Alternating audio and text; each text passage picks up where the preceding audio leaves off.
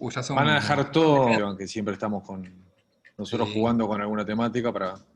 Los chicos creo que todavía no saben la ciencia cierta de la premisa, pero no están enterados, pero están trabajando desde hace ya unas semanas con una referente diseñadora, o sea, el tema de inspiración, de trabajo con que se va a estar abordando la parte esta del bloque es con la vida y obra de una diseñadora Ajá.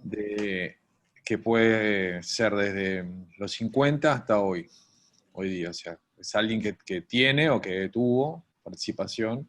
Esto como un poco la filosofía de dar visibilidad muchas veces a mujeres que han quedado un poco postergadas, pero sobre todo tratando de cubrir cronológica y geográficamente eh, Ujú. diseñadoras que hayan tenido o estén teniendo, porque hay en el caso de unas chiquilinas jóvenes, actividad en diseño. Ajá. Entonces, con las claves visuales que tomen de ahí, vamos a estar trabajando en esto que van a estar hablando ustedes ahora.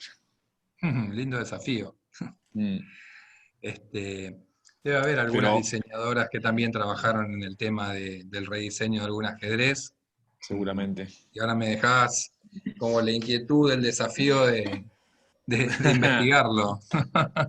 Bien. Después te Sé de una pasamos el listado. japonesa que no recuerdo el nombre, que hizo una cosa muy bonita, Ajá. eh, pero bueno, como es japonesa, no recuerdo el nombre porque imposible recordar un nombre japonés de quien sea.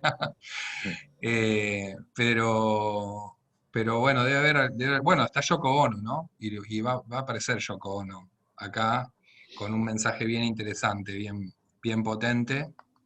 Pero vamos a dejarlo en el campo un poco de la sorpresa, que ya empezamos a Bien, develar. Alguna cosita ya empezamos a develar. bien, bien. Bueno, es un poco Bueno, la temática. Ahí va. entonces, podemos ir, hagamos un arranque y que se sigan sumando entonces. Entonces voy a hacer como el inicio de las clases. Buenos días para todos. Este, un gusto darles la bienvenida a, a Roberto Lamaguen y a Esteban Jauregui Guizar. Ujú. Este, Dos expertos en la temática que hoy nos convía a trabajar hasta fin de año y contarles que, bueno, a Roberto digamos que lo tienen visto ya de alguna otra charla, no de pasillo porque no tuvimos mucha oportunidad de cruzarnos en pasillos este año, pero bueno, Roberto es docente de nuestra escuela, del área teórico-metodológica, y Esteban lo voy a presentar como alguien muy vinculado a programas de primaria, secundaria y UDELAR respecto a dar vida y continuidad a lo que es el ajedrez. Pero eso es lo que me sale viéndote, pero Mm, quizá hay algún ajuste más para la presentación de ambos, pero bueno, más que nada eso. Y bueno, agradecer como siempre su presencia. Bueno, muy bien. Gracias, Ana, y gracias a todo el equipo de la UP1 por esta oportunidad de poder volver a retomar el tema del ajedrez, que lo hicimos alguna vez juntos con Esteban en el 2018, después otras veces Esteban lo ha hecho por su lado. Bueno, yo lo que primero quisiera plantear antes de dar la palabra a Esteban, que yo lo presentaría como un experto en el tema del ajedrez. Yo no soy un experto en el tema del ajedrez. Se supone que mi expertise va más por el lado de la reflexión teórica. ¿Podemos decir un apasionado, Roberto, en el tema? Sobre todo un apasionado por la cultura. A mí todo lo que tenga Ah, que ver con el ser humano y la cultura me interesa. En eso sí soy un apasionado. Lo bueno, mío es como una bien. visión antropológica. Yo puedo, me cuelgo casi de cualquier tema que haya hecho alguien por alguna motivación, ¿no? Y ahí va un poco lo del tema del diseño. Y yo quisiera, ya que lo mío yo me pongo el ensayo del área teórica, creo que esta es una charla básicamente que va por lo interdisciplinario. O sea, vamos a ver un abordaje en el cual lo vamos, digamos, a encarar de muchos lados, y bueno, y justamente eso yo creo que puede ser la riqueza de esta charla. Después un poco la dinámica que vamos a hacer vamos a dialogar con Esteban, ¿no? Esteban nos va a ir de alguna manera presentando, y bueno, vamos a ir como de alguna manera desarmando, desmembrando todo este tema del ajedrez, y ver en qué medida esto puede ser de interés para un diseñador, porque al fin y al cabo, sí, yo creo que eso es muy importante, siempre hay que anclarlo en la pragmática. ¿Esto para qué nos sirve? Bueno, nos sirve como una herramienta más para poder encarar en esta etapa de la UP1, ¿verdad? De alguna manera el asunto del ajedrez. Bueno, así que sin más prolegómenos, Esteban, adelante, y un gusto que estés acá con nosotros, dale. Bueno, sí, el gusto todo mío. Hace desde el 2011 que estamos haciendo esto, la verdad, con un placer enorme y todos los años esperando que llegue este momento, porque es uno de los momentos lindos para mí que tiene el año, este encuentro. Porque también es como decían, un encuentro de pasiones. Y, y con un desafío bien interesante todos los años, porque ustedes, los y las estudiantes, tienen ante ustedes un desafío sobre vamos a decirle dispositivo, un objeto, un dispositivo, un bien cultural que a mí atravesó toda mi vida desde muy chiquitito, y evidentemente me apasiona, pero que probablemente no sea una pasión que compartamos con la gran mayoría.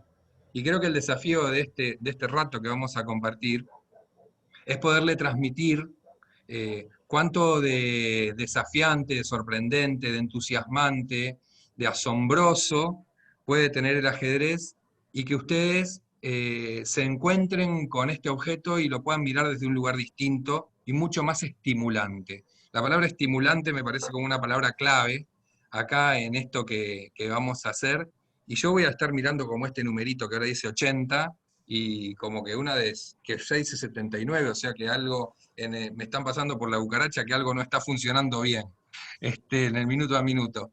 Como uno de los desafíos nuestros va a ser que ese número no descienda. Pero bueno, la idea es la cuestión del estímulo. Pensar en que ustedes tienen un producto como el ajedrez, al que le tienen que otorgar un ideal nuevo para rediseñarlo, llenarlo de un sentido nuevo que contenga al sentido propio del ajedrez, y para eso ustedes se tienen que vincular con el sentido propio del ajedrez, pero no solamente vincularse con el sentido propio del ajedrez, sino además pensarlo desde un lugar nuevo. Es bien desafiante la cosa, ¿no? Y además inspirarse en una diseñadora y tratar de mirar ese sentido nuevo que ustedes le están dando al ajedrez desde los ojos de ella, para poder crear un producto diferente. Así que bueno, en ese desafío estamos, y ojalá podamos hacerlo bien. Yo no sé, Roberto, si vos querés empezar un poco por este tema, si querés que comparta la Sí, sí, presentación. empecé a compartir la presentación y vamos por ahí, si te A parece. ver, que esta parte me suele salir mal. Eh, Vamos a ver dónde tengo la presentación de entre todas estas cosas. Pongo que acá. A ver, ahí se está viendo, Se ve tu pantalla, si se ve bien. se ve la presentación. Sí, se ve la presentación, está la diapo 1. Ahí está. Entonces estamos bien. Estamos bien. ¿Sí? Sí. Pasamos a Bien. a la diapo 2, si te parece ya. Dale, claro. Ahí está. Un poco, bueno, esta diapo es la que nos invita a hablar acerca del rediseño, ¿no es cierto, Roberto? Y el tema del rediseño es el tema que de alguna manera nos convoca. Yo creo que digamos, la operación de diseño que vamos a hacer, por la cual estamos acá hablando hoy del ajedrez con Esteban, es rediseñar. Y no sé, capaz que a ustedes, los que nos están oyendo, les llama un poco la atención por qué rediseño, le ponemos ese prefijo, y no diseño.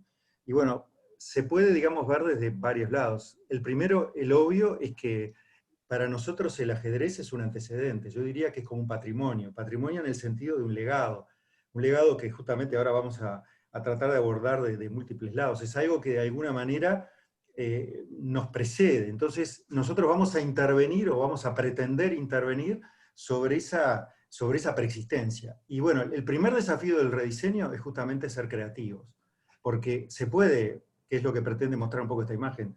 Pensemos, por ejemplo, cómo de este teléfono de tubo, que es un diseño clave de mediados del siglo XX, llegamos al smartphone, que para mí, como dice un amigo, el smartphone no tiene nada de phone, digamos, porque supuestamente, literalmente es el teléfono inteligente. En realidad es una PC con un chip. A mí me gusta más llamarle una tablet con chip. Ese es el smartphone.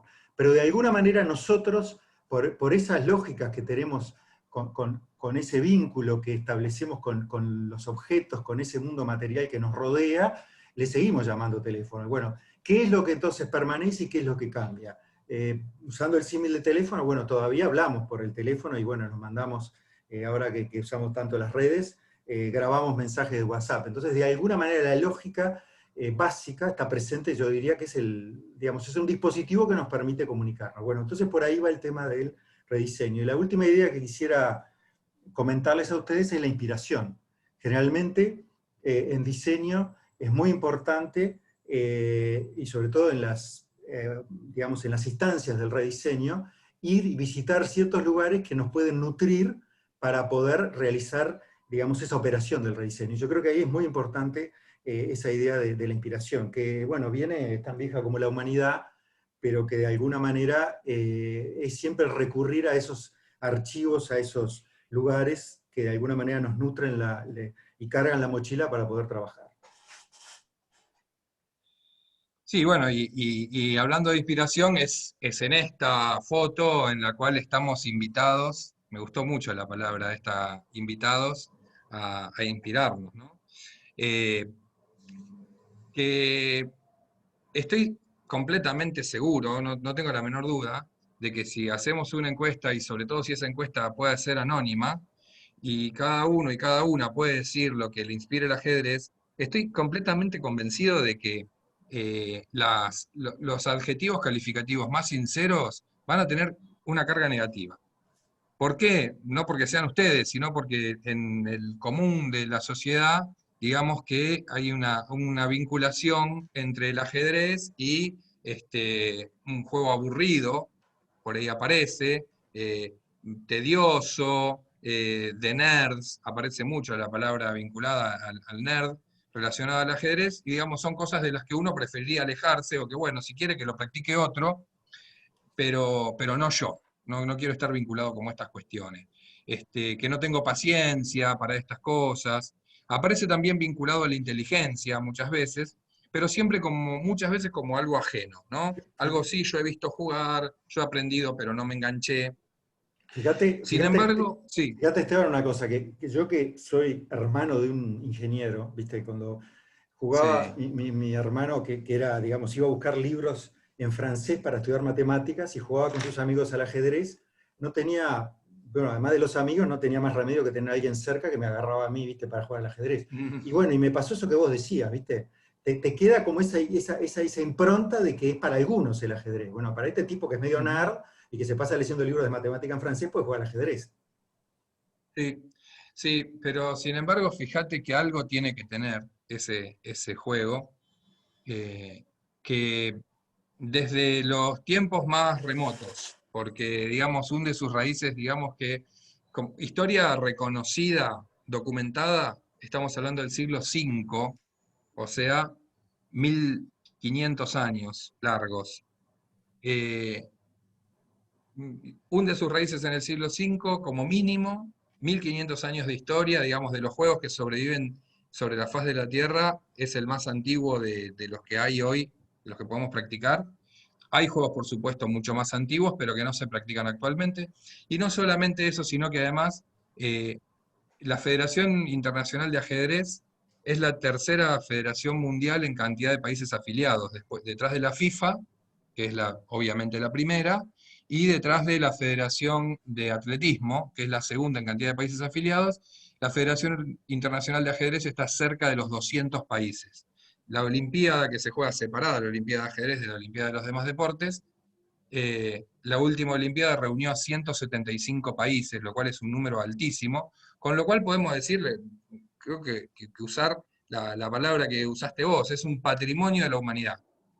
Y ahora vamos a ver también, una de las cosas que queremos compartir, que ese patrimonio tiene que ver no solamente con su uso, con su apropiación para el uso, de parte de toda la humanidad y del trasvasamiento de generación en generación, sino también con su creación, porque no podemos decir que el ajedrez lo inventó tal o cual cultura. Digamos, fue una construcción colectiva de la humanidad, y donde me parece bien interesante, y acá ya hay como una primera seña, un primer signo para quienes diseñan, que el ajedrez carga en sí gran parte de los signos de las culturas que le dieron origen, ¿sí? Hay mucho simbolismo y hay mucha marca cultural dentro de cada pieza, dentro de cada regla, cosa que es absolutamente ajena a los demás juegos. Los demás juegos simplemente tienen un reglamento, esto se hace así, si pasa tal cosa, pero no hay una simbología que implique a la cultura. Nosotros un poco lo que queremos invitarlos es al viaje entre este momento y este momento, ¿no? Digamos, entre los orígenes y esto donde ya, fíjense que Magnus Carlsen es el de la izquierda, es el actual campeón del mundo, uno de los mejores jugadores de todos los tiempos, o el mejor, y fíjense que lo que están moviendo ellos en ese tablero electrónico está a la derecha en una pantalla 2D que se está viendo en cualquier computadora de cualquier lugar del mundo en tiempo real, ¿no? Entre esto, entre esta cuestión de la Alta Edad Media y esto, hay un viaje y una cantidad de transformaciones bien interesantes que van dejando también muchas huellas que son muy interesantes para rescatar en lo que fue las modificaciones de sentido de este objeto bien cultural, ¿no? Roberto, lo vamos a atravesar de distintos lugares, ¿no? Y esto, digamos, nos remite a un abordaje que digamos, desde las asignaturas que ustedes han tenido ya en primer año, de alguna manera lo conocen, ¿no? Es decir, lo que tuvieron en IPD y que ahora van a profundizar en el IPD, y que parte, digamos, de la unidad de proyecto, lo que interesa es verlo justamente como una unidad, ¿no? Que de alguna manera los distintos bloques, digamos, logren que esto sea realmente un ensamble, digamos, y no un puzzle donde todas las partes se noten, digamos, separadas, sino que lleguemos a la integral. Bueno, y entonces para eso rescatamos los 4 abordajes que ustedes, digamos, los estudiantes que nos están escuchando ya los conocen del diseño, ¿no? Entonces, por supuesto que el abordaje ontológico, metodológico, historiográfico, tienen muchísimas puntas. Pero nosotros, las preguntas que ustedes tienen ahí a la derecha, es quizás lo que nos interesa básicamente para, digamos, pensar hoy la conversación esta que estamos teniendo con ustedes. Respecto al ontológico, bueno, lo ontológico se pregunta por el ser, ¿no? Dicho en criollo es lo que es. Entonces la pregunta que podríamos hoy, pretendemos intentar responder es ¿qué es el ajedrez? Capaz que tenemos, esta pregunta dispara otras preguntas y no terminamos de contestarlas, pero por lo menos empezar a pensar desde ahí. Después, lo deontológico, ¿verdad? Esta que suena más rara todavía, tiene que ver con los valores. Bueno, ¿qué valores de alguna manera están en juego? Valorar esas cosas que nosotros de alguna manera apreciamos. Hay una gran profesora de la Universidad de Valencia, Adela Cortina, que dice que valorar tiene mucho que ver con una especie de competencia que nos permite la degustación. Los valores no son cuestiones que nosotros nos acercamos del lado, si se quiere, racional, sino que de alguna manera atraviesa toda nuestra persona. Bueno, ¿cuáles son esos valores que están en juego? El tercer abordaje, que es el metodológico, bueno, digamos, quizás sea uno de los más complejos para el diseño. Lo que supone creer que se pueda, de alguna manera, hablar de una metodología de diseño, es sostener la idea que el diseño no es una caja negra, ¿no? Como dicen los grandes metodólogos del diseño. O sea, es algo en la cual yo puedo hacer que esa caja sea de vidrio, o sea, que yo pueda, de alguna manera, presenciar y participar conscientemente del proceso.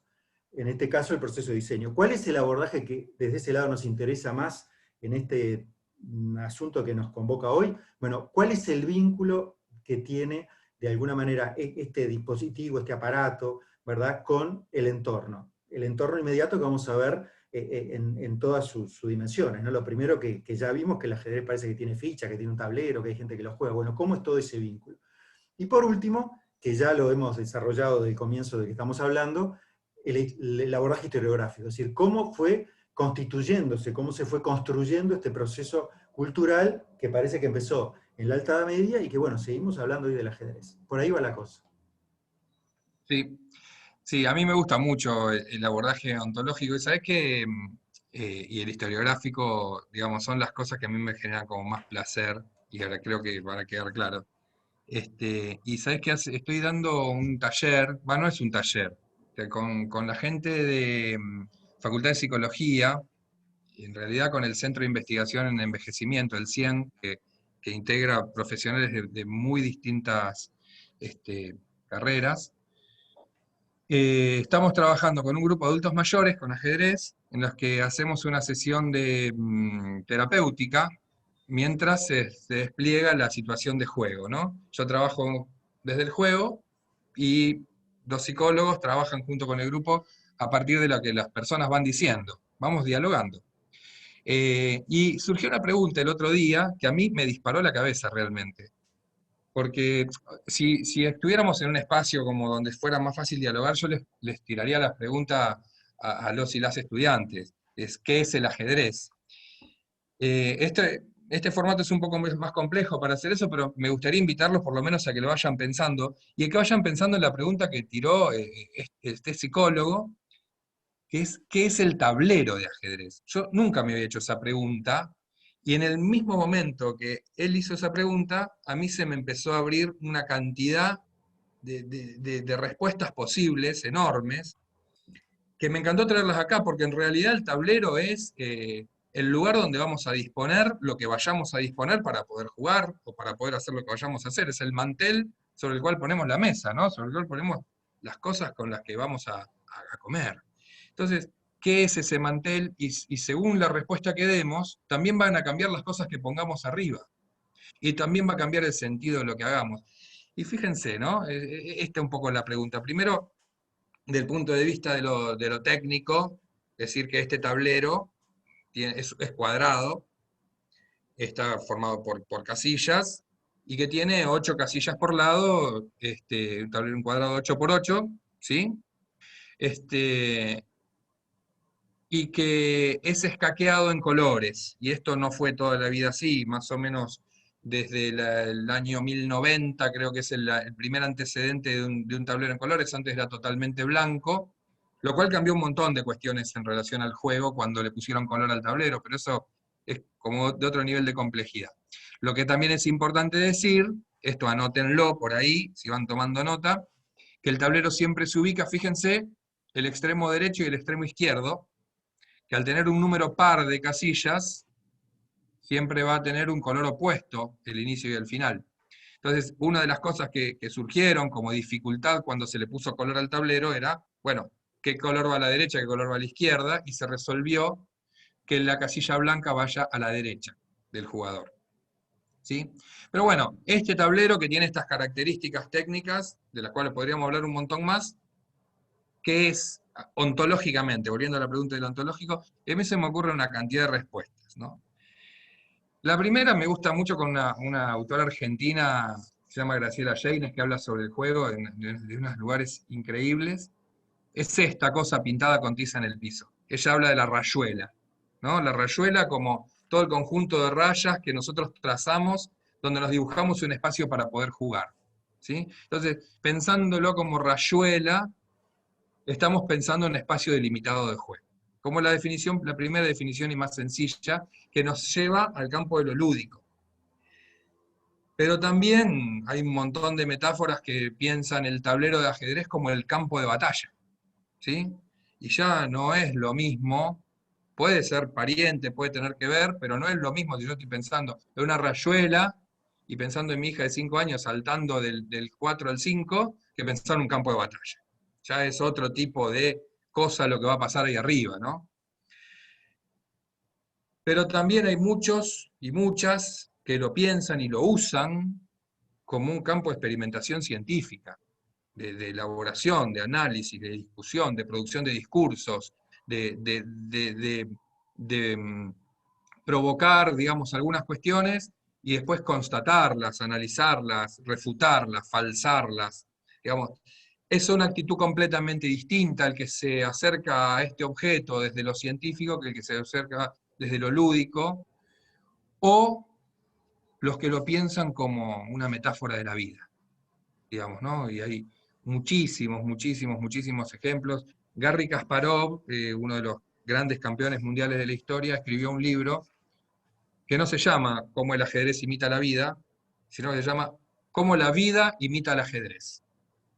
O sea, tomando esto como la exégesis de la idea, ¿no? Eh, pero bueno, metáforas como esta yo creo que más o menos desde el siglo X, que había un poeta árabe, el poeta Omar, muy conocido, que hablaba del ajedrez como metáfora de la vida, y que después lo retoma, por ejemplo, Borges. Hay un poema muy conocido de Jorge Luis Borges que se llama Ajedrez, que cita justamente este poema de Omar, y que también había pasado por el Quijote de la Mancha, donde hay dos ideas, ¿no? Una idea es que cuando uno puede ser el rey, ¿no? Y otro el peón, pero cuando todos vamos a la bolsa, somos todos iguales.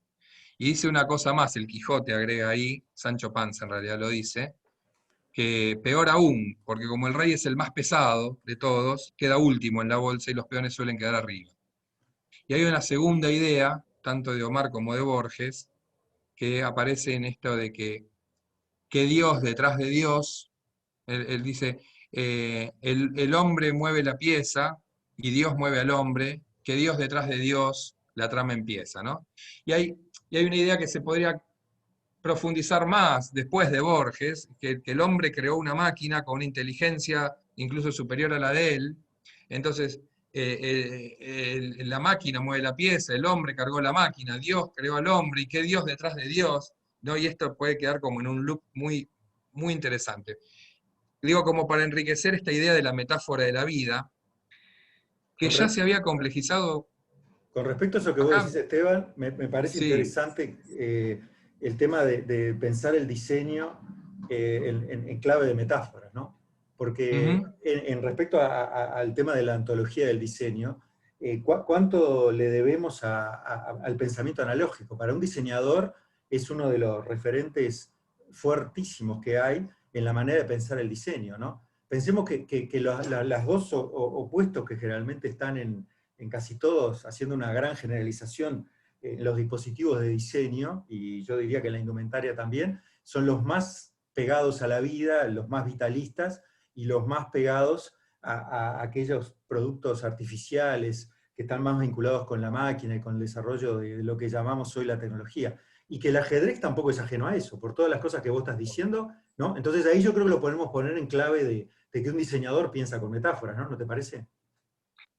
Mirá, yo por lo poco que sé de diseño, me parece que siempre el diseño es metafórico, ¿no? En realidad el diseño trata de transmitir un mensaje desde un lugar que no es el mensaje. Entonces ponen en palabras sin palabras, lo cual no puede ser otra cosa que no sea una metáfora. Y el ajedrez en realidad también es muy metafórico, digamos, esta carga simbólica de la historia, de las culturas, puestas en un alfil, hay mucho de metafórico ahí, me parece, ¿no? Y hay mucho de diseño. Está todo el diseño de toda una historia, de toda una idea, de todo un concepto condensado en una forma, que es la forma que nosotros estamos invitados a repensar para a lo mejor dar otro mensaje que contenga el anterior. Eso me parece como súper interesante, un mensaje nuevo que contenga el anterior, que lo comunique de una forma necesariamente distinta, porque la forma que está solo comunica lo anterior. Yo acá quería otra visión del tablero y, bueno, recientemente fallecido Kino, acá esto está muy pixelado, pero es una viñeta muy conocida de Kino, donde hay tres, fíjense que están de negro los malos, digamos, ¿no? Y esto no es menor, y todos los buenos estamos de blanco, yo me pongo de blanco también, y dice, los negros son poquitos y los blancos somos muchísimos, pero mueven las negras y dan jaque mate cuando se les da la gana. ¿Tá? Entonces, digamos, acá también una utilización de este lienzo tablero para transmitir un mensaje político. Y esta otra utilización, después lo vamos a ver, en el siglo XII, siglo XIII, siglo XIV, el ajedrez fue sucesivamente prohibido por muchas cuestiones que ojalá tengamos tiempo de comentar, porque hacen mucho a la cuestión de este mensaje metafórico. Y hubo algunos autores, muchos, incluido un papa, el Papa Inocencio III, pero Jacobo de Sésolis fue un cura dominico del siglo XIII que escribió un libro que todavía se puede comprar, está reimpreso en la actualidad, que lo que intentaba era dar un mensaje moralizante desde el ajedrez. En lugar de decir que el ajedrez era un juego demoníaco, decían, bueno, el ajedrez en realidad nos sirve para metaforizar lo que la iglesia quiere decir. Entonces, el ajedrez servía para predicar. Y lo que imaginó Sessolis, y por eso decía que lo de blanco y negro de Quino era importante, lo que imaginó Sessolis fue, primero, un orden social, que cada uno tenía que aceptar. Si te había tocado ser peón, y ya vamos a ver que no todos los peones eran iguales, tenías que aceptar tu destino. Eso fue lo primero. Y lo segundo era una lucha entre el bien y el mal, el bien, por supuesto, encarnado por las fuerzas de Cristo, y el mal, por supuesto, por la fuerza del demonio, como estamos viendo acá, la mano celeste y la mano roja, ¿no?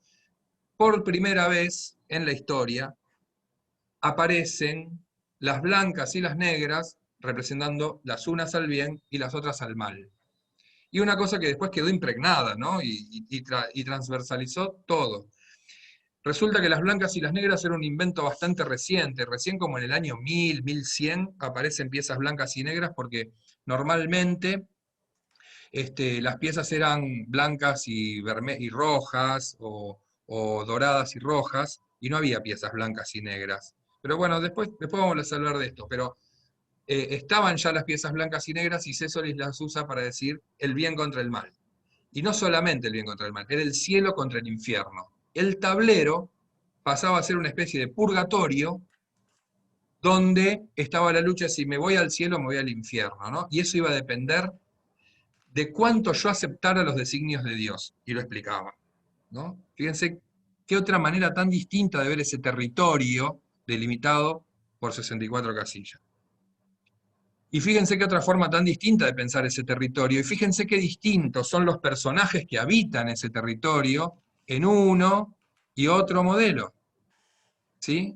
Acá tenemos un territorio surcado por lo artístico, que se puede pensar como desde muchísimos lugares. En este caso es ajedrez viviente, y un ajedrez viviente pensado desde la danza, pero por supuesto que desde el teatro y desde muchos otros lugares, desde la Edad Media también, las exhibiciones de ajedrez viviente sirvieron para dar vida a un montón de discursos, con un montón también de representaciones visuales. Yo quiero volver a mostrar las diferencias visuales de una y otra y otra y otra concepción de lo que es ese territorio, ¿no? Para detenerme después en esta última, que es quizás la más sorprendente.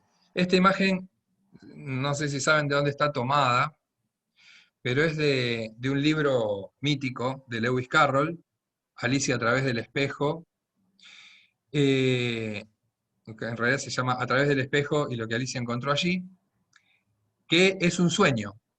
Todo el relato del libro transcurre sobre una pradera que es un tablero de ajedrez, tablero de ajedrez gigantesco, donde Alicia es un peón y tiene que atravesar todo eso y transformarse en reina. Yo no sé si todas y todos saben que cuando el peón llega hasta la otra punta del tablero, se convierte en la pieza que desea, y esto ha traído una cantidad de discusiones enormes a nivel moral en la historia en la Edad Media, que también le valieron prohibiciones al ajedrez que ojalá tengamos tiempo de comentar.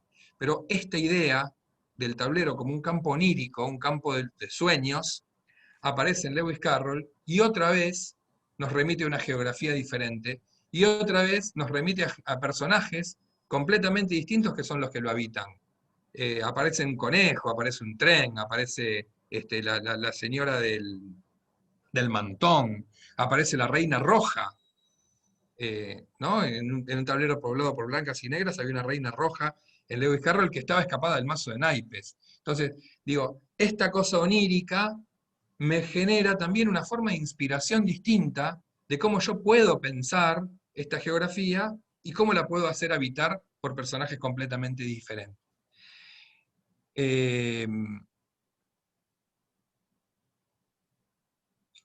Y en este punto quería compartirles un pequeño video. Cuando hablábamos del tema del arte, acá me parece un tema central y fundamental entender una cuestión, que el arte, en general, cuesta mucho incluir al ajedrez entre las artes, porque el arte es un discurso de código abierto, y el ajedrez tiene un discurso de código cerrado.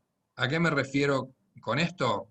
Bueno, esta película de cine mudo, año 1925, es un minutito que voy a pasar nada más, es una película rusa que se hizo sobre el primer torneo internacional de ajedrez que se disputó en Moscú, en el año 1925, donde participaron todos los mejores jugadores del mundo y que convocó a muchísimos y muchísimos espectadores y que despertó lo que el título de la película dice, la fiebre del ajedrez. Y simplemente quiero que miren los gestos.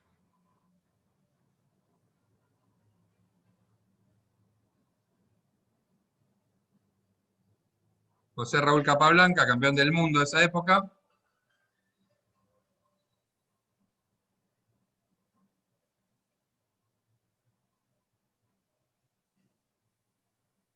Alekhine, siguiente campeón del mundo.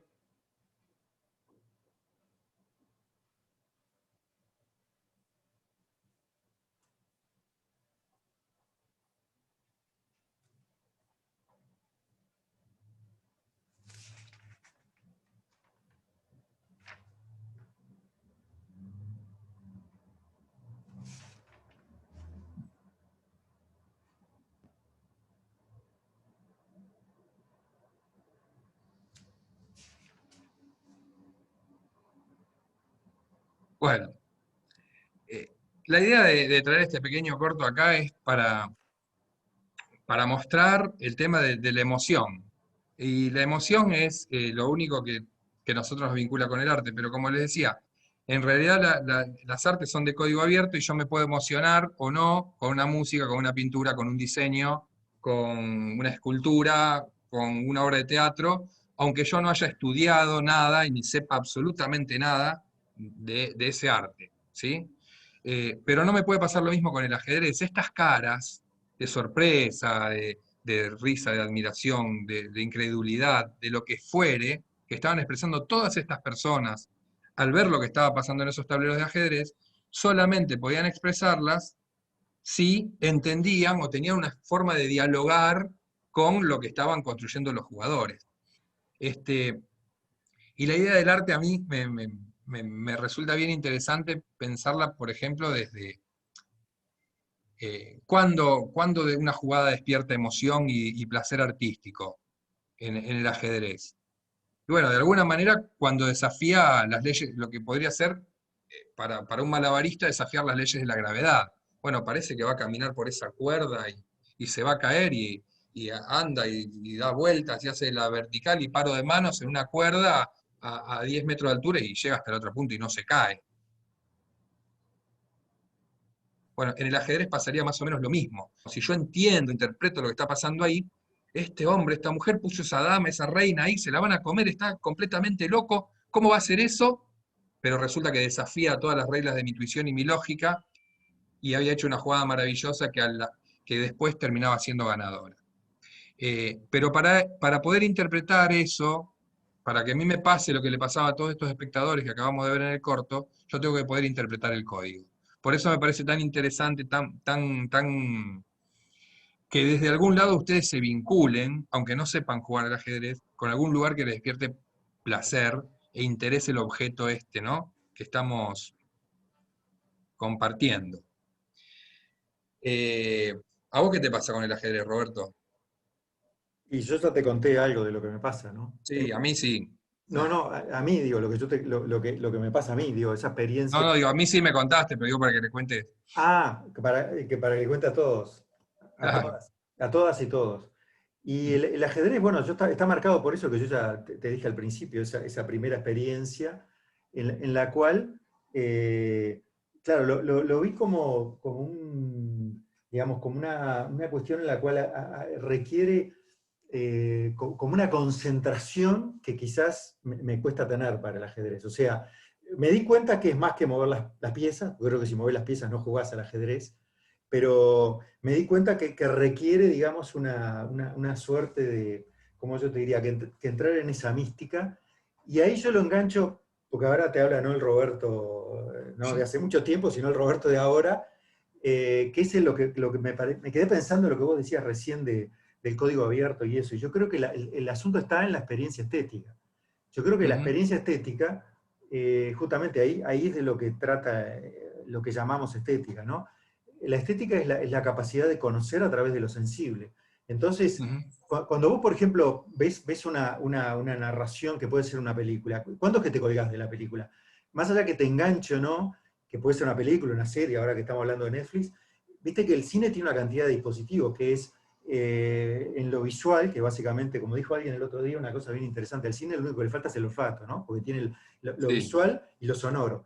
Pero el cine americano, ¿qué ha hecho? El discurso, digamos, de Hollywood bien interesante. Bueno, te prepara, por ejemplo, con un tono especial de una melodía o algo, entonces te está creando una sensación, ¿verdad? Después hay digamos, un clima que está creado por la luz, por la iluminación, están los planos, el primer plano, cómo juega con el montaje, con la secuencia visual. Bueno, eso te remite a una experiencia sensible, porque eso no es racional, vos estás mirando y te enganchás. Bueno, yo creo que eso es lo que cuesta, que me parece que comparto como vos decís, que si no te metés o si no conoces el Ujú. código, ¿no? Me parece Sí, sí, es como ir a ver la película en chino, ahí está. digamos, ¿no? Y entonces, bueno, igual viendo la película en chino todavía tenés algunas señales que te pueden llegar a enganchar, pero con el ajedrez prácticamente no.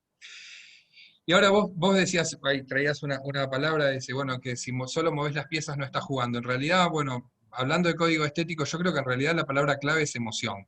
Si vos no sentís ninguna emoción con lo que está pasando, muevas bien o mal las piezas técnicamente, no estás jugando. Jugar es emocionar, es emoción. Yo puedo jugar sin juguete, puedo jugar sin dispositivo, puedo jugar con las palabras, podemos hacer humor y estamos jugando y no tenemos ningún juguete intermediario entre nosotros, digamos, nuestra propia voz y nuestra propia imaginación. La propia imaginación y el propio disfrute son los elementos inherentes del juego. Ahora, si yo no me conecto con este objeto juguete, que es el ajedrez, desde el lugar de la emoción, desde el lugar del disfrute, no voy a estar jugando nunca.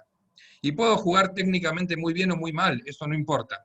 Incluso puedo técnicamente ser fantástico y no jugar. Mira, Boris Spassky, que fue el campeón mundial que perdió el título en un match muy, muy conocido, del cual se han hecho millones de libros y películas, contra Bobby Fischer en 1972, que fue la Guerra Fría entre Rusia y Estados Unidos, el héroe yanqui contra el aparato soviético que representaba a Boris Spassky. Boris Spassky fue campeón del mundo y jugaba al ajedrez de una manera superlativa, un artista en todo el sentido. Pero él decía que a él lo que le gustaba era jugar al tenis. El ajedrez era su trabajo. De hecho, había un gran maestro que sabía esto, tenía que jugar contra Spassky, le tocaba contra Spassky y sabía que iba al muere contra Spassky, ¿no?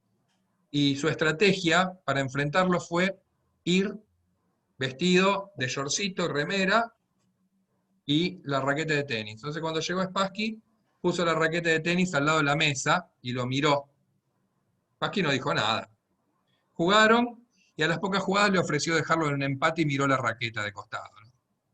Y Spassky dijo, le dio la mano, empataron, vamos a jugar al tenis, que era lo que tenía ganas de hacer Spassky. Entonces, la excelencia técnica, Spassky no estaba jugando, Spassky estaba trabajando, Pero me ¿no? parece bien interesante una cosa, que vos, por ejemplo, para que veas el enganche por la emoción y cómo uno se cuelga de distintas maneras. Vos cuando mostraste recién la película, el pedacito de esta película rusa, ¿dónde es que me enganché yo? Que es lo que me interesa del tema. Era un mundo de hombres. Viste que eran todos caballeros los que Ujú. jugaban ajedrez. Y Y la yo, nenita estaba, ¿viste? sí, y descubrí el otro día que en esta serie de Netflix, que se llama Gambito de Dama, que es recolgada y Sí, esta que tomaba, se empastillaba para ver sí, esas visiones, pero me llevó a Fiona Mutesi, que no la conocía, ¿viste? Entonces, ajá, una ugandesa, porque la descubrí, ¿viste? Me pareció, en eso sí me cuelgo, ¿viste? Cómo genera, ¿cómo te puedo explicar? Es mucho más que el juego. Yo creo que hay un, no sé, hay como una movida a través del ajedrez que yo no sé si otro juego, como dijiste vos, más allá de lo cuantitativo que está no, la FIFA y no sé qué, es increíble eso realmente no, no hay ventaja. definitivamente no hay otros juegos. ¿Qué sé yo? Hay otros juegos muy importantes, por ejemplo, en Turquía, yo estuve en Turquía y toda la gente en los bares jugaba al backgammon, todos los hombres, las mujeres estaban trabajando Y los hombres, fíjate la diferencia social. 3 de la tarde, todos los hombres en el bar jugando al backgammon y tomando té, porque no pueden por cuestiones religiosas tomar alcohol. Entonces estaban tomando té, jugando al backgammon, y el backgammon cumplía como algunas cosas. Pero el backgammon, que es un juego también antiquísimo, derivado de un juego egipcio, en realidad no representa ninguna cuestión de orden social. Bueno, me voy a enganchar a hablar del backgammon y no vamos a terminar más. Yo quería mostrar esta imagen, que acá está clarito lo que es para este chico el ajedrez. Si nosotros nos preguntamos qué es el ajedrez, podemos dar como distintas respuestas. Estamos hablando del juego, y acá está clarito que este nene tirado, en patas, de panza en la alfombra, está jugando y técnicamente es probablemente muy pobre lo que está haciendo, pero fíjense la sonrisa, ¿no? Está disfrutando de lo que está haciendo. Y él lo está viviendo como lo que lo vive la mayoría de la humanidad, como un juego. Y si esto pudiera andar, yo pudiera pasar, ahí está. Esta imagen, en cambio, lo que está a la izquierda de la pantalla es el equipo chino, olímpico, y los quienes están a la derecha son el equipo holandés, dos equipos muy fuertes que están jugando una partida importantísima en plena Olimpiada, con esos tableritos electrónicos, con los relojes, con planillas anotando, con uniformes, con un juez, con un tablero de puntajes, digamos. Esto claramente nos pone en el mundo de la vivencia de lo deportivo, que necesita todo lo científico atrás para que estos deportistas puedan rendir al máximo nivel, ¿sí? Y ahí, Entonces lo deportivo, sí, y ahí, Esteban, hay un tema interesante, diciendo, viste que todo esto de las categorías entramos y salimos, lo deontológico. ¿Vos creés que se sí. puede competir, entre comillas, sanamente en el ajedrez? Porque siempre está esa idea que el ajedrez, si lo metés en lo deportivo, es una competencia. Entonces, ¿existe la competencia sana? Te pregunto, ¿qué opinás vos? Como en todas las cosas, como en todas las cosas, se puede competir con valores éticos atrás, se puede competir descarnadamente, después va a depender de los sujetos, después va a depender de los colectivos, pero bueno, sí, hay como para ser dulce en la historia del ajedrez, sobre competencia sana y competencia no sana, sobre trampas. Mira, hubo que cambiar las reglas olímpicas. El que está de rojo atrás, parado, ¿lo ven atrás del equipo chino? Que hay uno de rojo, paradito, medio peladito.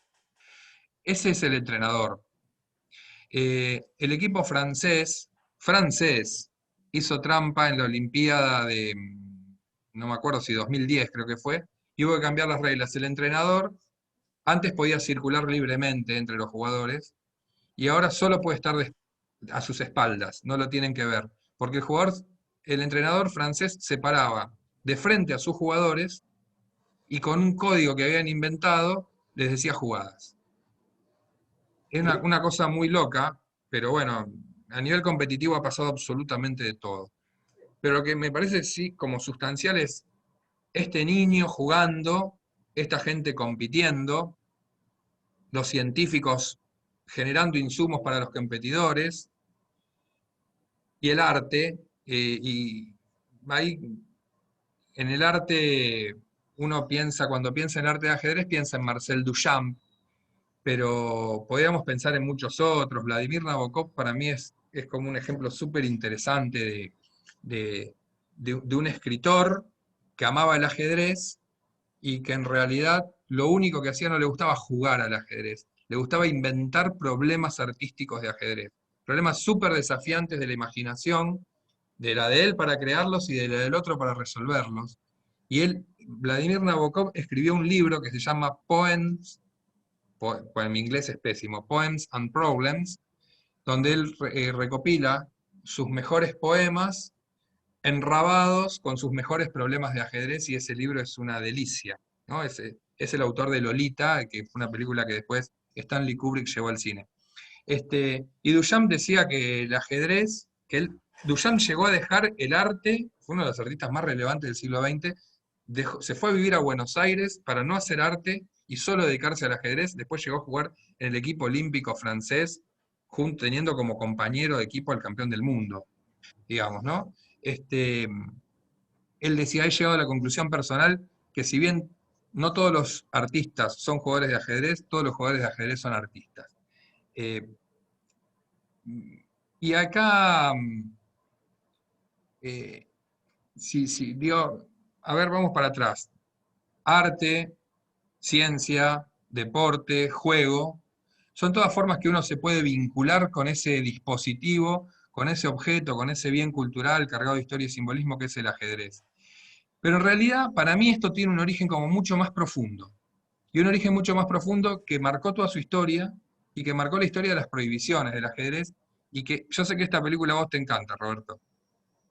¿Querés Totalmente. contarla vos? Acá, Las negras para la muerte. y ahí volvemos Eh, a, Esteban, esto me copa por el lado del discurso estético. Indudablemente, ujú, claramente hay un mensaje que está dado más allá del tablero. Yo creo que esa es la virtud que puede tener el diseño en todo esto, porque yo creo que el ajedrez es más que piezas, ¿viste? Entonces, de alguna manera, en esta película Berman logra empatizar con eso que transmite, y ahí viene otra vez lo de las metáforas, porque vos no te quedás anclado digamos, en el objeto, sino que trascendés eso y podés asociar ahí cuando está también esa magia del diseño, ¿no? Que te permite viajar, hacer ese viaje para poder colgarte estas ideas. Yo creo que eso es bien importante como desafío de diseño, ¿no? sabés que yo tengo una metáfora que uso seguido, que es que pensar que el ajedrez son las piezas arriba de un tablero, es como pensar que ir a un asado es la carne que te ponen en el plato. El asado es el fuego, la reunión con amigos, la charla, la picada, el partido de fútbol, el truco, la sobremesa, es un montón de cosas y la carne que te ponen en el plato, digamos, es el disparador de todo eso. Las piezas sobre el tablero de ajedrez son el disparador de un montón de cuestiones y de cruces simbólicos, históricos, culturales, que tienen una riqueza que va muchísimo más allá, pero muchísimo más allá de lo que está pasando arriba del tablero. Y esta pieza de cine la traje pensando en que en definitiva el ajedrez simbolizó en algún momento, y creo que todavía simboliza, la lucha del hombre por la inmortalidad, por ser Dios. Y esto le valió muchísimas, muchísimas prohibiciones al ajedrez, porque esta idea de que por el raciocinio voy a poder dominar el mundo, que también es la idea del pensamiento clásico, y que también ese pensamiento eh, le valió a Galileo, por ejemplo, la muerte, ¿no? Decíamos, es quién es el que ordena. Y entonces la ambición del hombre desde su raciocinio por ordenar el mundo se representa en esta pieza donde el hombre puede desafiar a la muerte.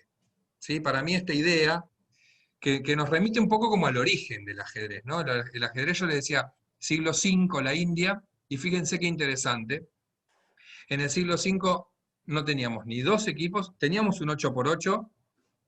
¿Se acuerdan de lo que les decía de que no había un tablero escaqueado en blanco y negro, sino todo blanco? No había dos equipos, sino cuatro que confrontaban un tablero. Eh, Había un sentido circular que tenía mucho que ver con la filosofía del hinduismo, que el tiempo es circular y por eso tiene que ver con la reencarnación. Al final del tiempo, el tiempo comienza de nuevo en el hinduismo, no es un tiempo progresivo como el nuestro. Esta idea de circularidad donde las blancas van contra las rojas contra las negras contra las amarillas y las amarillas contra las blancas, desaparece luego cuando el ajedrez pasa a Medio Oriente. Y fíjense también que las piezas no son las mismas. En el ajedrez que como lo conocemos ahora, acá estoy tomando las amarillas, torre, caballo, alfil, rey, pero en el ajedrez de la India no había una torre sino un barco, había un caballo igual que el de ahora, no había un alfil sino un elefante que se llamaba fil, y que después le terminó dando el nombre al al-fil, porque los árabes le pusieron al-fil, el elefante, ¿no? Y un rey, y no había figura femenina, no estaba la reina, ¿sí? Este, este ajedrez se diseminó por la ruta de la seda, los viajeros que comerciaban primero entre Medio Oriente y Oriente, llevaron el ajedrez a Persia. Los persas lo tomaron, fueron potencia mundial, lo tomaron y lo introducen en la zona de lo que hoy son los países árabes. Persia era la zona de Irán, y lo introduce en la zona de los países árabes, que en aquel momento estaba el Islam y Mahoma, y ahí el ajedrez sufre su primera prohibición. ¿Y saben por qué? Esto es bien interesante para efectos del diseño. Bien interesante porque además termina de cargar el sentido de las cosas. El islamismo prohíbe el ajedrez porque los persas usaban estas figuras talladas, que representaban lo que eran, y los mahometanos tenían prohibido adorar figuras vivientes, ¿no? O que representaran figuras vivientes. Entonces miraban con escozor esto que traían los persas, donde tenían un elefante tallado, un rey tallado, muchísimo menos, peones tallados, y lo prohibieron. ¿Qué pasó? Algunos califas amaban muchísimo este juego, y lo que resolvieron fue esto, ¿no? Piecitas de distintos tamaños, con formitas y no sé qué, que no representaban nada, que les permitían jugar sin salteándose esta cuestión de representar figuras vivientes, y introducen por primera vez el concepto de jerarquía. La diferencia de relevancia de cada pieza en el juego no era tanto por la forma, sino por la altura. Ahí introducen la cuestión en el diseño de la altura para representar la jerarquía de la pieza. Y hay otra cosa que no sé si la ven en el extremo inferior izquierdo de la pantalla, que es un dado.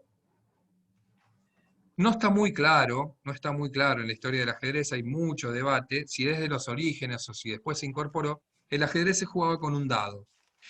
Y esto también fue, de alguna manera, un pacto con lo divino, digamos. Esta cuestión, esta pretensión del hombre de la inmortalidad, de vencer la muerte, de ordenar las ideas, de ordenar el mundo, era completamente herégica en un montón de lugares, pero al incorporar el dado que me decía, según qué dado salía, qué pieza yo tenía que mover, de alguna manera rompía con eso, porque bueno, en definitiva los dioses cargaban los dados, los dioses decidían qué pieza yo tenía que mover, y eran los dioses que me llevaban a la victoria o a la derrota, y no era yo con mi propio raciocinio.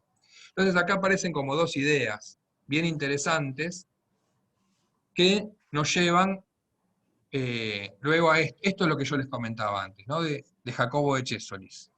Todas las prohibiciones del ajedrez por estas cuestiones herégicas, Jacobo de Chesolis y otros, pero sobre todo Jacobo de Chesolis, lo transforman en lo contrario, usan la fuerza del ajedrez, que ya se había hecho sumamente popular después de cuando el Islam invade el sur de Europa, el norte de África, el sur de Europa, lleva el ajedrez, y el ajedrez se populariza rápidamente. Igual tuvo otras vías de penetración por Europa, ¿no? Pero sobre todo en España, se instala el ajedrez en España y en Italia, y bueno, empiezan estos problemas, y empieza un problema más.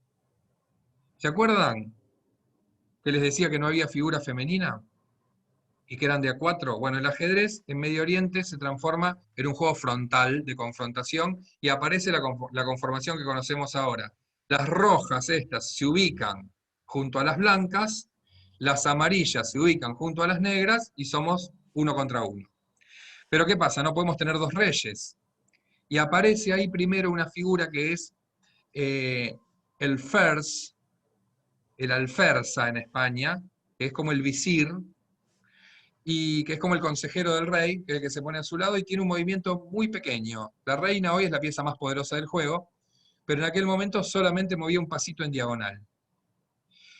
Cuando entra en Europa, ese fers en Alemania se transforma en Fierg, y ese Fierg entra en Francia a través del Imperio Carolingio, que el Imperio Carolingio era toda la zona de Europa Central y sobre todo la Galia, y ese Fierg se transforma en Vierg, que era la Virgen, justo en una época en la que el cristianismo estaba ascendiendo a la Virgen María a un lugar jerárquico dentro de su cuestión confesional, porque bueno, había muchas mujeres que estaban teniendo una gran notoriedad y el cristianismo había quedado muy masculinizado.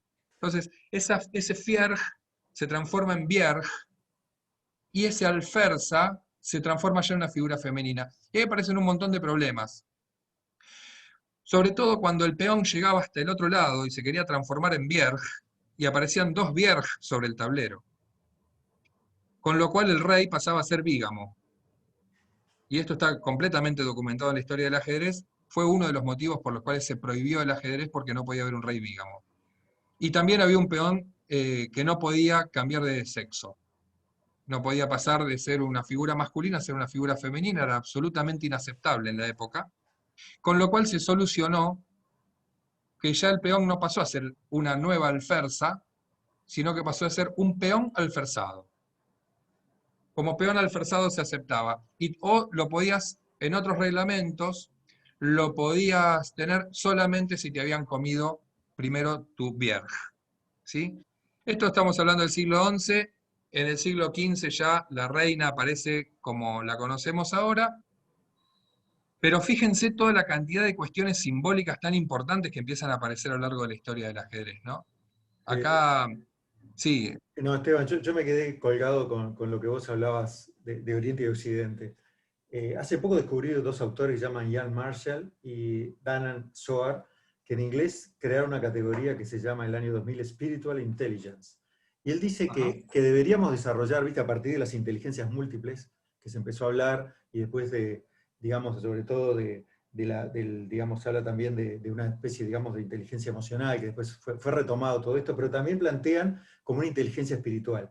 Y dice que es lo contrario, justamente a lo dogmático, lo sectario, el fanatismo, y aquel concepto que había en el siglo V, que era lo maniqueo, lo bueno y lo malo. Entonces me parece re interesante, ¿verdad?, cómo el ajedrez, de alguna manera, también tenemos que verlo desde esa desdogmatización, y que tiene mucho que ver con lo deontológico, porque todos estos símbolos también traen cargas que, bueno, llegan hasta nosotros. Son como capas que de alguna manera estarán más o menos tapadas. Son layers, pero viste que cada tanto aparecen, porque me parece, así como la pandemia es re vigente en el séptimo sello, lo de la intransigencia y el dogmatismo y el fanatismo desde el punto de vista de lo deontológico, lamentablemente tiene una gran vigencia hoy en día, ¿no? Que lleva a la intolerancia, obviamente. Totalmente, totalmente. Y eso, bueno, hoy, desde que el ajedrez tuvo un reglamento universal y que esto quedó como una cosa instalada en las reglas del juego, si bien tenía un simbolismo anterior, igual hoy sigue habiendo discursos y debates en relación a cuestiones éticas y morales en torno a las reglas del ajedrez, y hay muchas y muchos que proponen cambiar, por ejemplo, que la reina pase a ser la pieza más importante del juego y no el rey. Bueno, cuestiones así siguen existiendo. Cosas interesantes como, por ejemplo, que los peones en Rusia son peonas, y las peonas, de alguna manera, están embarazadas, porque cuando llegan, al final, no se transforman en reina, sino que paren una reina, ¿no? Es decir, una hija.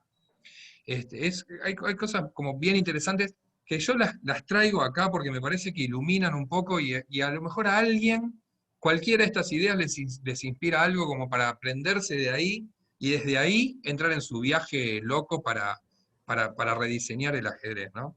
Capaz que a alguno le sirve una idea, a otro otra, a otro varias.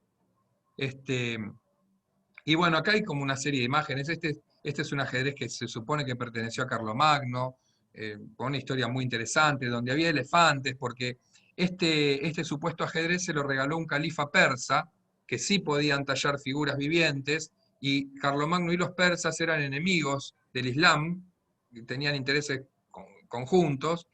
Bueno, y este juego es el que perteneció a él. Y estas piezas son muy interesantes porque son del siglo XI, es el ajedrez más completo de la época que se encontró, es en Escocia, y aparece, fíjense, en el centro está el rey, y a sus lados están las Virg, son mujeres.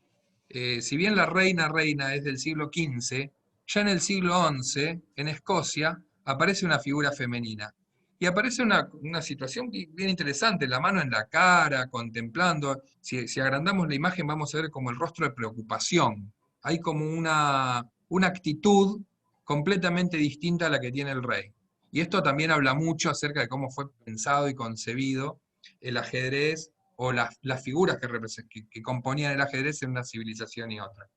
Estas son piezas italianas, fíjense cómo la idea de las columnas en la imagen de abajo y en la recuperación de lo neoclásico y lo grecorromano. Estas piezas son del siglo XVIII, son rusas, Estas piezas son turcas, y fíjense también los pedestales.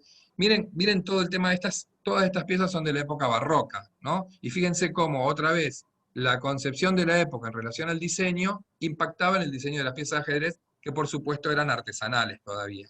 Estas piezas son muy barrocas y son inglesas, y estas, las de la izquierda, son de Napoleón. Era el juego de ajedrez de Napoleón, donde está él, ¿no? El más alto de todos es Napoleón, por supuesto, mucho más alto que el resto. Fíjense que hay un elefante también.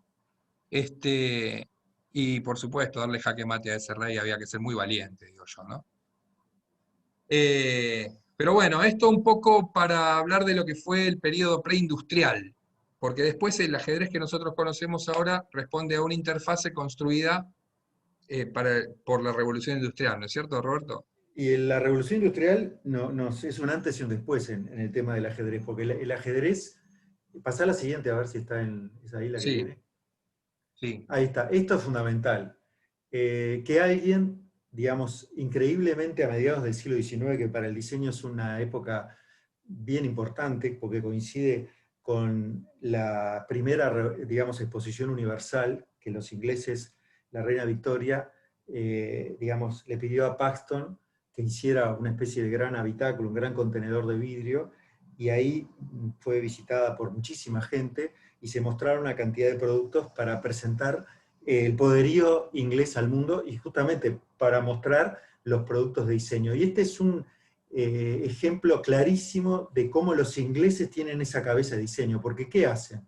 Se les ocurre que una fábrica que hacía equipamiento deportivo, el Jacks of London, ¿verdad?, empezara a producir un diseño atribuido a un tal Natalie Cook, ¿verdad?, que era, por lo que tengo entendido, vos, digamos, la tenés más clara que yo, Esteban, era una suerte de periodista de ajedrez, registra en la oficina de patentes, que eso es bien de la mentalidad industrial, ¿verdad?, salvar la autoría, y logra finalmente, a través de este Staunton, que es el que pone la plata, producir de alguna manera como un producto, digamos, que se hace en grandes cantidades, y ahí viene la producción en masa, hacer este ajedrez que es como el ajedrez que nosotros conocemos, el ajedrez que de alguna manera llegó hasta nosotros, y que viste que cuando vas por ahí y encontrás, a mí la versión que más me gusta es la versión popularizada siglo XXI, que son esos ajedrezes que están en esas, digamos, contenedores chiquitos, que generalmente son una especie de material plástico, con una suerte de imán abajo para que puedas jugar en un tablero imantado. Entonces lo podés llevar a todos lados, es como un ajedrez portable, ¿no? Entonces, bueno, Sí, de alguna manera, ese es, desde todo este proceso que estamos viendo, llegamos a como diríamos, que el ajedrez canónico, y bueno, hoy tendríamos que rediseñarlo. Y ahí volvemos para atrás. exacto. Así Exacto, sí, porque el problema que había era que en 1850 se empiezan a organizar los primeros grandes torneos internacionales, donde grandes jugadores de distintos países se encuentran en un lugar para jugar un torneo. ¿Y qué pasaba? Cada uno llevaba su juego, diseñado artesanalmente por alguno de los modelos que vimos antes. Nathaniel Cook es el que se da cuenta de ese problema y le lleva a Staunton, que era el periodista de ajedrez de uno de los diarios más importantes de Londres, y además el campeón de ajedrez de Inglaterra y además un próspero empresario, le lleva la idea de este juego, que rescataba dos valores importantes. El tema del simbolismo, ya el alfil dejó de ser un elefante en el diseño de Nathaniel Cook y pasó a ser un obispo, que representaba un poco más la cultura inglesa, y rescata la idea árabe de las jerarquías de las piezas. Entonces, Nathaniel Cook en su diseño, fíjense qué importante, junta las dos cosas, el simbolismo y la jerarquía. Y logra esto. A Staunton le encantó y además vio el negocio, y lo que hicieron fue primero sacar 500 juegos autografiados por Staunton, que esos repartieron la plata de la venta de esos 500 juegos, Staunton y Nathaniel Cook, ganaron los dos. Pero Staunton hizo lo que dijo Roberto, lo registró a su nombre. Y después financió la producción en masa. Y Nathaniel Cook no vio nunca más un peso y murió en la pobreza total, y Staunton en la riqueza absoluta. Bueno, también es el tema de los registros y las patentes, que Tesla puede quejarse un rato y hay unos cuantos más, ¿no? Y acá, Esteban, está uno de los temas claves también de la ontología del diseño, que como dijo un gran teórico, digamos que es Renato de Fusco, para que exista diseño tiene que haber alguien que haga la ideación, el proyecto, alguien que lo produzca, digamos, de alguna manera que no sea solamente la inversión económica, sino que arme todo el sistema productivista, y después se venda y alguien lo consuma. Bueno, esto fue por un proceso de ensayo y error, porque hoy con el diario del lunes, como se decía hasta hace poco, ¿no? O sea, con el diario del lunes es muy fácil acertar el resultado del partido del domingo, ¿vio? Bueno, decimos, era obvio que el diseño iba a hacer eso, pero este se la jugó y no sabía si iba a hacer eso. Entonces hay Claro, como voy a fallar. una capacidad de emprender para lograr que este producto, digamos, de alguna manera sedujera al público, ahí están las lógicas de consumo, y llegara a ser conocido. Bueno, esos son, para algunos, el fenómeno clave de lo que entendemos un antes o una bisagra para que exista diseño. Yo te quería Sí, pedir pasar un poquito al anterior después. Sí, estoy tratando de pasar. Ahí Pero bueno, está. si no, no importa. Sí, te pasé. Pero sirve para esto igual. El tema de la interfase, ¿no? Yo quería acá plantear el tema metodológico que me parece re importante en esta conversación, que para mí la manera más fácil de entender la interfase es la relación entre la persona y el objeto. Yo creo que nadie, salvo que tenga algún problema, digamos, de otro tipo, pero creo que son los que atienden en el tema de la salud mental, agarra manipula una tijera por las hojas. O sea, hay algo que vos intuitivamente te dice, aunque nunca te hayas pasado, porque creo que no hay que pasar por una clase de manejo de manipulación de tijera, que entendés que desde qué lado la manipulás y de alguna manera, en la medida que tenés la experiencia del objeto, te das cuenta que corta, y ahí ves qué materiales puede cortar, una hoja de papel, una tela, etc. Bueno, esa es de alguna manera la clave para entender esa relación entre la persona y el objeto. Bueno, ¿cómo logramos eso? Y bueno, ahí yo creo que es uno de los grandes desafíos del diseño. Y esta forma estándar logró, a través de toda esta cuestión dimensional que tienen ustedes acá, por un lado, la cuestión cognitiva, en el cual uno ve y ve la jerarquía, como decía recién Esteban, ¿no? Indudablemente en la altura está clarísimo el aspecto de que el rey es la pieza más importante. Está el tema de la estabilidad, porque esto de alguna manera por algo vieron que la pieza se va como engrosando hacia abajo.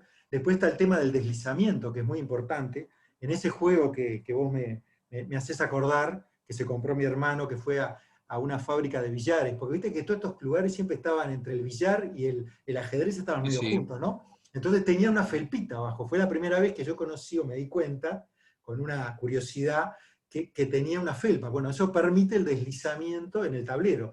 Y a su vez, la dimensión de la pieza tiene que ver con la dimensión del cuadrado del tablero, y también hay un tema en la coloratura, en el brillo, en los materiales para que eso pueda ser manipulado. Bueno, todo eso es esa complejidad que nosotros llamamos la interfaz.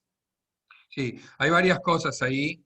Primero, me gustaría que esto tomen esta diapo como importante, que por supuesto no necesariamente en una creación artística hay que respetar la rajatabla, que esta es una medida estándar, pero hay otras medidas que no difieren demasiado, pero que hay una relación entre el alto y la base, proporcional en cada pieza, que si yo aumento, qué sé yo, por ejemplo, este es el Staunton modelo 6, hay modelos 5 que son más chicos, 4, 3, se puede hacer más grande también, pero va a mantener la relación proporcional de alto y base.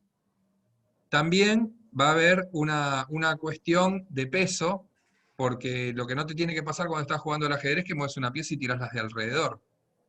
Entonces algunas piezas llevan una plomadura o alguna forma de peso, algunas llevan arena, alguna forma que le dé peso y sustento en la base. Está el tema del desplazamiento que decía Roberto, que generalmente se soluciona con una felpa, y está el tema del contraste. Si vos diseñás piezas blancas y negras, tus casillas no van a ser ni blancas ni negras, van a ser claras y oscuras, pero en otra tonalidad que permita tener un juego visual sobre eso que estás apreciando, ¿no? Y que el fondo no se confunda con la forma. Estos temas son interesantes e importantes en el momento de diseñar, incluso pensando en la usabilidad, cuánto yo puedo ornamentar o no esta pieza, porque yo, si lo voy a usar para jugar, tengo que también que no se me desarme, ¿no? Ahora, si es solamente para apreciar, hay juegos, yo tengo juegos con los que no se puede jugar al ajedrez, y los tengo de decorativos, también son válidos, pero no tienen el fin de uso. Ahí ustedes tendrán que pensar qué fin tendrá su juego de ajedrez. Si pretenden que tenga fin de uso, también estas cuestiones las tienen que tener en cuenta. La usabilidad es otro gran tema de la interfase, ¿no? La posibilidad Claro. de que yo, de alguna manera, eso, que es este dispositivo, este aparato, este producto, tenga un pragmatismo. Yo creo que en el diseño también no es un tema nada menor. Si nos ponemos a discutir esto nos quedamos hasta las 5 de la mañana, pero la usabilidad... No, pero bueno, por lo menos tendrán otros encuentros. Yo quería mostrar este ajedrez para ciegos, que yo no sé si ven en la base de la foto sobre el tablero, que las casillas están en desnivel. Las personas ciegas se vinculan con el objeto a través del tacto y entonces necesitan saber dónde empieza y termina, dónde empiezan y terminan las casillas. Entonces están hechas en desnivel. Las piezas tienen encastre porque ellos las van tocando y las tienen que colocar en el centro para que no se caigan. Y reconocen cuáles son blancas o negras también por una muesquita, un pinchito que tienen las piezas negras en la parte superior. Entonces, cuando tocan, saben cuáles son las blancas y las negras. Fíjense todas las modificaciones que tiene el dispositivo. Este sería un dispositivo inclusivo. Este lo pueden usar personas videntes y no videntes. Y ahí Este otro entramos, solamente lo pueden usar los videntes, ¿no? y ahí entramos en un tema deontológico, el tema de que sea el diseño para todos. Ahí, ven como todas estas, digamos, estos abordajes están presentes. Acá hay un diseño universal, ¿no? Bien claro, ¿no? Y acá está lo que vos decías, Roberto, de las piezas que pueden ser portables, ¿no?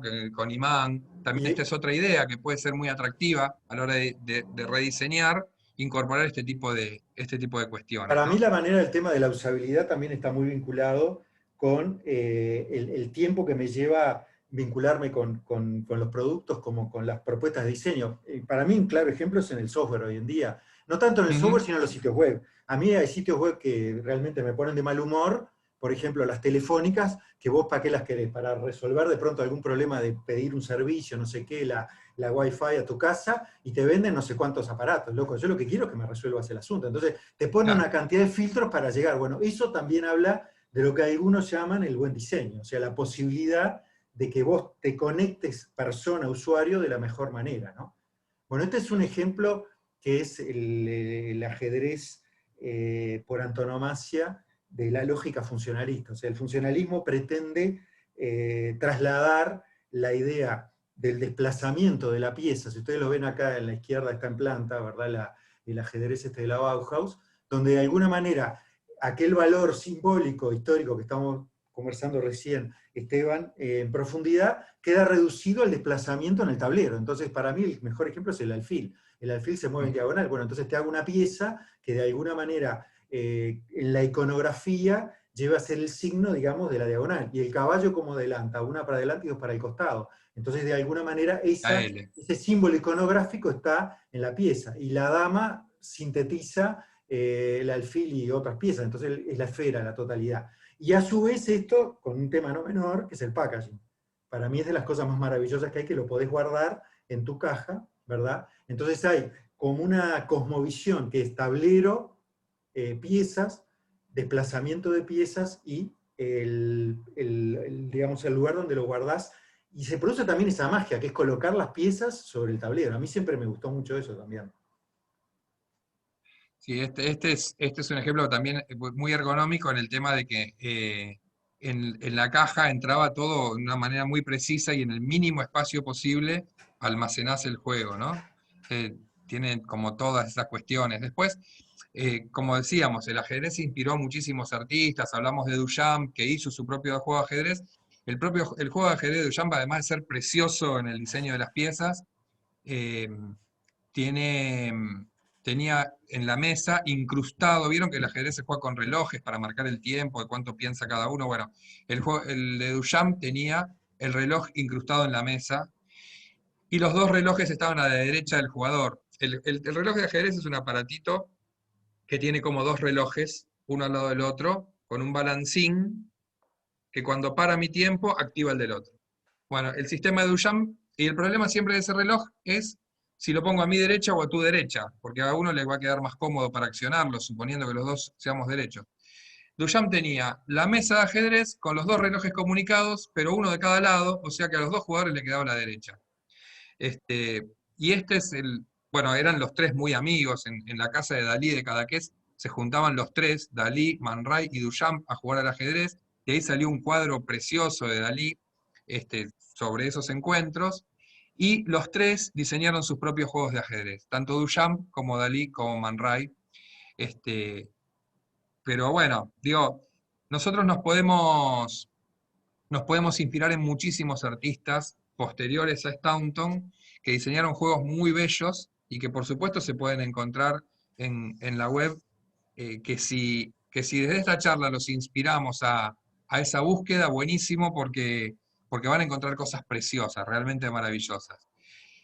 Acá hay un tema Hay bien un- interesante, me parece, Esteban, que sí, tiene que ver con varios aspectos que podríamos ver de lo deontológico, pero creo que hay, uno ya lo mencionamos, lo mencionaste vos bastante, que es el tema de lo inclusivo, el ajedrez para ciegos. Pero hay otro que también, de acuerdo a lo matérico, a la decisión de alguna manera de la solución que encontremos de la tecnología, por supuesto que quizás supere la escala de este ejercicio, pero creo que viene bien hacer la reflexión en este momento.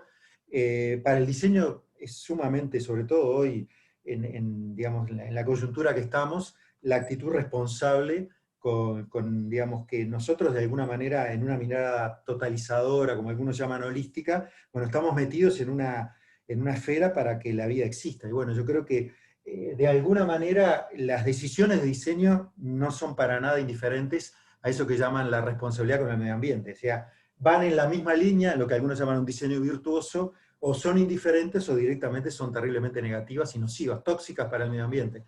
Yo creo que esas cosas marca cualquier producto y por supuesto que el ajedrez no escapa a eso, ¿no? a mí me gusta pensar esto que estás diciendo vos, Roberto, de la metáfora esta que está tan de moda, de la burbuja, ¿no? Entonces la burbuja sería para nosotros hoy generar un microambiente de muy pocas personas que estén como protegidas contra todos los males. Y en realidad creo que, por lo que vos decías, deberíamos pensar el planeta entero como una burbuja.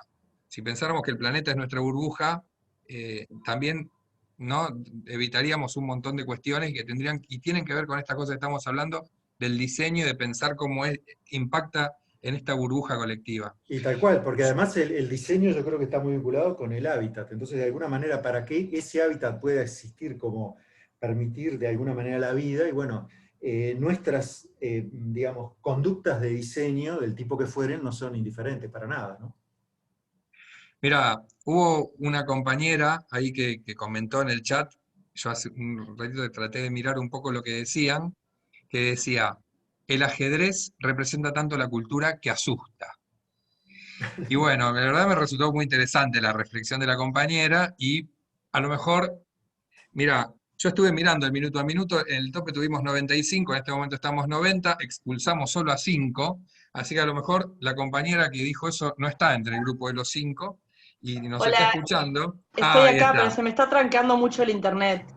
Ay, qué macana. Bueno, pero si podés escuchar esto, que te desasustemos un poco. Esta artista que está acá, poco No era también en un para sentido terminar. negativo de asusta igual. Era más como la impresión. Pero bueno, igual sirvió para hacer la introducción. Esta artista que está acá es muy conocida, se llama nada más y nada menos que Yoko Ono, y cargó de un simbolismo contrario al ajedrez para dar su mensaje pacifista en 1966, plena Guerra Fría. Y bueno, ustedes saben que Yoko Ono fue una gran militante de la paz mundial, y lo que hizo fue esta instalación que nosotros reprodujimos el año pasado en algunos lugares de la universidad, que se llamó el ajedrez blanco. De hecho, estuvimos en la facultad ahí el año pasado con esta instalación. Nosotros le hicimos el ajedrez violeta, pensando en una cuestión con un mensaje más de género también. Y la idea es que es todo blanco. Ustedes pueden ver que el piso es blanco, las sillas son blancas, las mesas son blancas, la mesa es blanca, el tablero es todo blanco, todas las casillas son blancas, todas las piezas son blancas. La única que tiene un detalle negro es ella en su ropa para generar como un contraste, pero su sombrero es blanco. Y el sentido de la cosa es, juguemos hasta que no podamos saber quiénes son amigos y quiénes son enemigos y el conflicto pierda sentido. Eh, Me parece como una cuestión bien interesante para usar una metáfora de un juego que puede ser tomado como, entre todos los sentidos que le dimos, un campo de batalla, desarticular el sentido del conflicto. Y de, bueno, cuando nos reconozcamos como iguales, cuando desaparezcan las otredades, va a desaparecer el sentido del conflicto. Y este mensaje de Yoko Ono, si podemos también tomarlo como insumo para deconstruir algunos sentidos instalados en el ajedrez tal cual lo conocemos, y pensar ese nuevo ideal para el ajedrez, mirarlo desde los ojos de la diseñadora que les corresponda, y construir una cosa nueva que nos comunique algo distinto. Así que bueno, yo tengo muchísimas ganas, Roberto, Daniel, Ana, de ver después de todo esto qué dispara la imaginación de cada uno, de cada una, y con qué nos sorprenden esta vez. ¿Con qué nos sorprenden esta vez? Gracias, Esteban. Gracias, Roberto. Por las dudas ya le voy adelantando que estamos terminando esto el 26 de noviembre. No sé cuál va a ser el grado de esta neopeste negra, pero la idea es que sea algo que podamos disfrutar, capaz que viéndolo hoy. Todavía no tenemos planeado qué va a ser. El año pasado tuvimos la suerte de poder exponer en el Museo Blanes por la coincidencia con la muestra de Bauhaus. Este año no sé si tenemos un escenario, pero tenemos certezas y mucha esperanza que esta generación se luzca también con las propuestas que viene manejando. Nada, no sé, Anita, yo creo que ya está súper agradecido, muy linda la exposición. Además tiró un montón de puntas para... Un montón de datos. ¿Eh? Estuve sacando apuntes de muchos apellidos que bueno, que primero esbozaba cómo podrían ser, y después los busqué al toque, así que tengo muchos datos de cineastas, de libros, que bueno, después está bueno hacer ese repaso, ¿no? Bien. También. No sé si los estudiantes quieren hacer una pregunta. Yo antes de las preguntas, si es que hay, quisiera el tip de docente, ¿viste? Hay un asunto que generalmente para el diseño, sobre todo para la creatividad, se ve como un desafío, que es este tema que Esteban insististe bastante, que a mí me gustó mucho, el tema de la metáfora. Yo diría que en diseño pensar metafóricamente es fundamental, pero la clave para poder tener el tip, o sea, cuando nos ponemos en la instancia de lo creativo, que tenemos que resolver algo, es básicamente algo que alude, ¿verdad? Hay una conexión, hay digamos, un sentido que yo le doy a algo que está presente en el dispositivo que estoy haciendo, pero que está, ¿verdad? Ese sentido final está en ausencia. Entonces yo creo que en el ajedrez es clarísimo. Yo qué sé, si vos tomás cualquiera de las piezas del ajedrez, el alfil, ¿verdad? Lo vas a terminar con alguna proporción, con alguna forma, con alguna dimensión, pero de alguna manera está cargado con una cantidad, digamos, de metáforas, o sea, de sentidos que están más allá de la pieza. Bueno, eso es lo que de alguna manera me parece que enriquece y le da un valor a cualquier diseño. Entonces yo creo que es uno de los recursos más ricos que puede haber para el diseño. Bueno, yo creo que ya en primer año se puede transitar por eso, así que buenísimo intentar experimentarlo, ¿no? Sí, justo, mira, mencionaste el alfil, que fue algo que pasó como bastante de largo, pero el alfil que empezó siendo un elefante, que elefante se decía fil, y después fue alfil.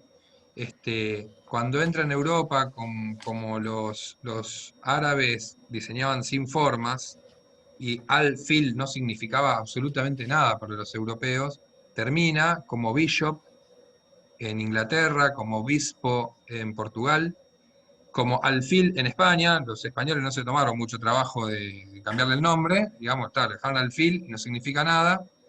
Pero, por ejemplo, en Francia pasa a ser otra figura cortesana, que es el bufón, y es le fou, o que también significa loco. Y en Alemania tiene una significación extraña, que es Läufer, que es corredor, el que corre. Entonces, digamos, y si vos seguís recorriendo como distintos idiomas, muchas veces aparece alguna de estas significaciones y muchas veces aparecen otras más. Es como la pieza más ecléctica, con significaciones más variadas, y que si a lo mejor si ustedes tienen ganas de investigar un poco, googlear un poco, también eso les puede dar como algún insumo para pensar su propio alfil desde algún lugar de los que existen, y a lo mejor no es el que nosotros conocemos del modelo anglosajón, no anglosajón, sino inglés, relacionado al obispo, y lo podemos hacer otra cosa a su alfil, ¿no? Y esa otra cosa puede tener que ver con alguno de estos significados: elefante, bufón, obispo, alférez, muchas cosas. Debe ser Pero porque es me parece, ecléctico, que debe ser la pieza que más me gusta, por eso, ¿viste? ahí va, Debe ser por eso, es porque se interesante. puede cargar de muchas metáforas. De Bueno, muchas metáforas. no sé si hay alguna pregunta entonces de los estudiantes. Abrimos el micrófono.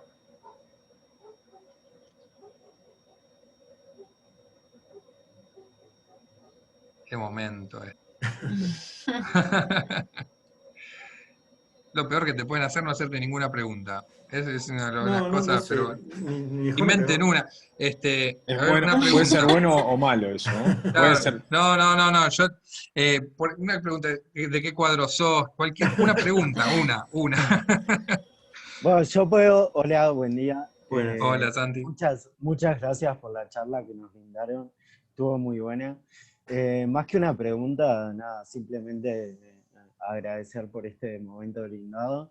Y me asocia mucho con mi familia, con mi padre, más que nada, porque mi padre juega al ajedrez hace muchísimos años, fue campeón uruguayo de ajedrez, así que seguramente ahora cuando termine la charla yo le esté comunicando todos los apuntes que anoté y eso, y también forme parte de mi proyecto y me ayude en esto, así que nada, está bueno para comentarle. No es una pregunta, pero sin embargo, para decir, che, mirá papá, me contaron esto. Y Re lindo está bueno, escuchar, Santi, lo que dijiste. me acerca un Buenísimo. poco más a eso, que no fue algo que se me inculcó mucho, porque nunca fui del ajedrez en realidad, pero está bueno. Bueno, tenés una cosa para compartir con tu viejo.